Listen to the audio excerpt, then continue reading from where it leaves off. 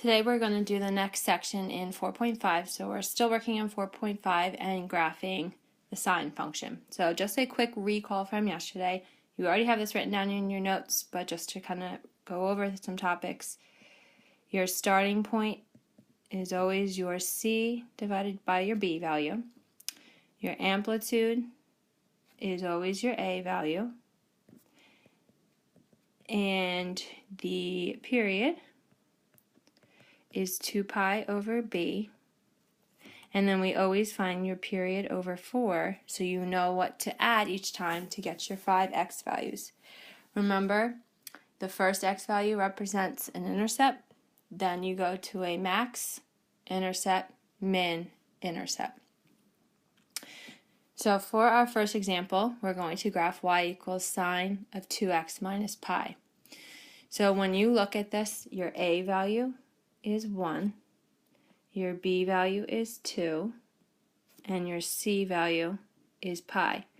Notice it says negative pi, and I made my c value be positive pi. C is always opposite.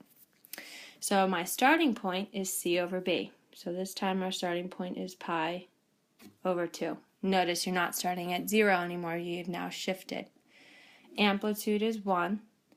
The period is 2 pi over my b value of 2, which will reduce out to be pi. And then your period over 4 will be pi over 4. This is what you're adding each time to get your x coordinates. So this time our x1 value does not start at 0. This time our x1 starts at pi over 2. Remember, your starting point is always your x1 value. And now we're going to add pi over 4 each time. Before I add pi over 4, we need to have common denominators. So I'm going to rewrite this as 2 pi over 4. So essentially I multiply that top and bottom by 2, so that way I have my common denominators. So now I add pi over 4. So the second value is 3 pi over 4. Add pi over 4 again, so now I'm at 4 pi over 4, which is just equal to pi. 5 pi over 4, and lastly 6 pi over 4, which can reduce to be 3 pi over 2.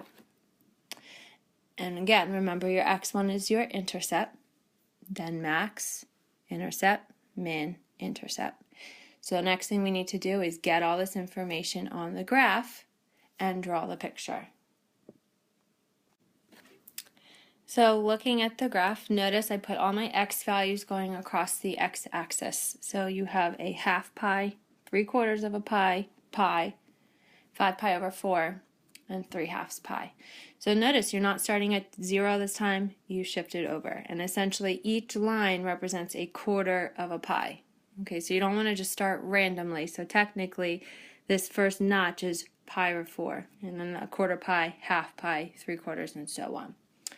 So now we go to our first x1 value, which is at pi over 2, and we are at an intercept. So your first dot will go here. At 3 pi over 4, you're at a max. Our amplitude's at 1, so you're up 1 unit. At pi, you're at the intercept. At 5 pi over 4, min. And then 3 pi over 2, you're back at the intercept. So this will be your sine function. Again, the domain is all real numbers, negative infinity to infinity, and your range is from -1 to 1. So one more example I'd like to go over is, let me change that color, is y equals sine of x over 3. So on the worksheet that you're going to do, you see theta instead of x, same thing. Theta and x are interchangeable, they just represent the unknown. So my a value is 1. Your b value is 1/3. So you will have 1/3 of x, and your c value is 0. So my starting point is 0 over 1/3, which is 0. Amplitude is 1. The period is 2 pi all over b. So here again, fractions are coming back into play, so I keep the top and I multiply by the reciprocal of the bottom. So my period will be 6 pi. And what we're adding each time, my period over 4, is 6 pi over 4, which will reduce to be 3 pi over 2. So to find our x values, our x1 value is always the starting point, so our x1 is 0. Our x2 will be 3 pi over 2, because that's what we're adding each time. x3 will be 6 pi over 2, which is 3 pi. x4 will be 7 pi over 2. And x5 is 8 pi over 2, which is equal to 4 pi. Actually, you know what? I made a mistake. Go back. From the 4 down is not correct. So after the 6 pi over 2, we're adding 3 pi, so it should be 9 pi over 2. And then when I add 9 pi over 2 plus 3 pi over 2, we get 12 pi over 2, which is 6 pi. So I'm going to change the screen so I can get these values on our graph. So I made each block be a pi. So that's why this 3 pi over 2 is falling halfway in between the block, and then again 9 pi over 2, and our first point's at 0.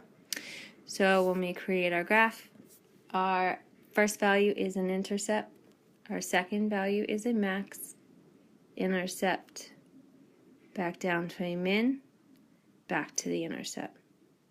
So notice this wave is a little bit more spread out because the period now takes 6 pi instead of 2 pi. The domain is still negative infinity to infinity, and the range is still negative 1 to 1. So those examples should help you with the worksheet for today.